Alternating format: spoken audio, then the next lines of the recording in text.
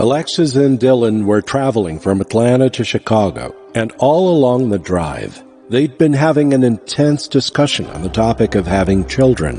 While Alexis wanted a child, Dylan considered it to be too much of a responsibility. A child happened to stay in front of their car. Panicked, both of them stepped out to check if the child was alive. Dylan was confident that the boy was alive because he had slowed down in time. However, seeing the boy's condition, they put him in the backseat and set out for the nearest hospital.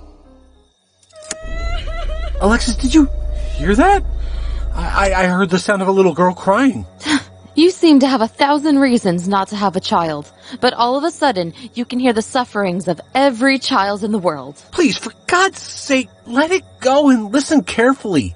Can you not hear the sound of crying? I mean, I can definitely hear it, but... But what? But we don't have time. You said it yourself. His breathing is weakening with every second. I don't know about the crying girl, but if you stop now, the boy in the backseat of our car will not survive. Do you not get that?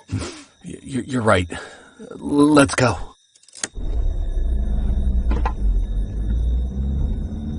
What the? What happened? Tell me, what happened? I saw a small girl in the rearview mirror. Dylan, listen, we just went through something traumatic. Relax. It's possible that you might just be imagining things. Lex, I don't think my mind is playing tricks on me just yet. Believe me, she was there, and she was wearing a school dress. I don't think you're saying anything wrong. It's just that we have very little time, and we should leave this place as soon as possible. All right, you're right. Let's leave. But please keep an eye out on your side of the road. Don't worry about that. You look ahead on the road. I meant look out for a hospital on your side of the road. Gosh, you never leave even one opportunity to pick a fight alone. When you've made such a big deal out of certain things, I respond in kind. You know, there was actually a time when you liked my behavior. Wow, what a time that was. Good memories. Whatever. Look, sort yourself out, and maybe I'll start liking it again. I don't see anything wrong with my behavior, but if... Dylan, look! There's a river ahead. Can you see the colorful set of clothes next to it? My guess is that there might be people there, and a hospital somewhere nearby as well. Let's hope so. So, I was saying, maybe if you drop your standards, I'll start looking pretty perfect in your eyes. Right. Great idea. Listen, have you actually seen anybody around so far? No. Isn't it a little strange? There haven't been any stores or rest stops either. Well, even in the most remote places, you're bound to find a gas station or a grocery store, a place where someone can use the restroom. It's weird out here. Kind of creepy, really. It's almost like the whole place is deserted. That's not possible. There's this boy and also the sound that we heard. Someone must be living here for sure. Let's not overthink.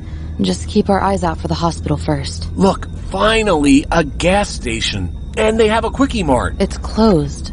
Are you seeing the dust on the windows? It looks like it hasn't been opened in years. Look, there's a small coffee shop near it. That's closed, too. There's enough air in the tires, right? Yes. Thankfully, I made sure of it before we left. And good thing, too. Imagine if we'd had a flat. I could have fixed it, but we'd have to take it to a mechanic. And this place is a ghost town. There probably isn't a mechanic anywhere for miles. Stop. See that? Thank God, we finally found a hospital. Let's get that kid inside. Doctor! Nurse! Hello? Is there anybody here to check on this young boy? What the hell? How is this place completely empty? Let's check out the other side of this place. Checked already. There's nobody there. What kind of a sick joke is this? There isn't even a receptionist that gives out forms. But it was open. Otherwise, we wouldn't have been able to rush in. So there must be someone somewhere, right? Probably, but for a hospital, it sure is empty. I don't even see any stretchers or wheelchairs or a place to fill out forms. If the word hospital wasn't written outside, we wouldn't have been able to figure out what kind of place this is. Something's off about this place. Wait, see if there's a hospital register. There must at least be some names on it that we can call. Let me see. Impossible. What? No names? A lot of doctors are mentioned, but... Well, that's great. which means that there are doctors here. Tell me their numbers and I'll call them. You won't be able to, because all the entries here are from 10 years ago. What? That's crazy. Let me see. So weird. But who's keeping the lights on in this place? I have no idea, and that is what's even weirder, especially if this hospital has been closed for the past 10 years. So what should we do now? Well, there's no point of staying here. Let's go.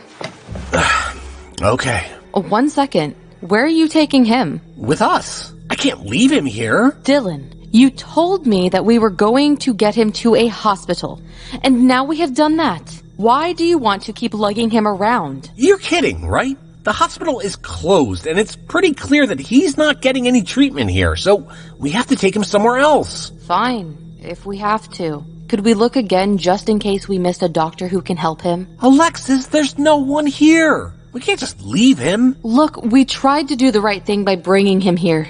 Let's just leave him here rather than drag him with us. I'm sure someone will turn up no matter what, and we can be on our way. You're crazy. That's bullshit.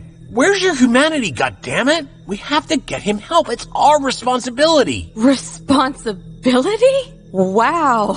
Look who's talking.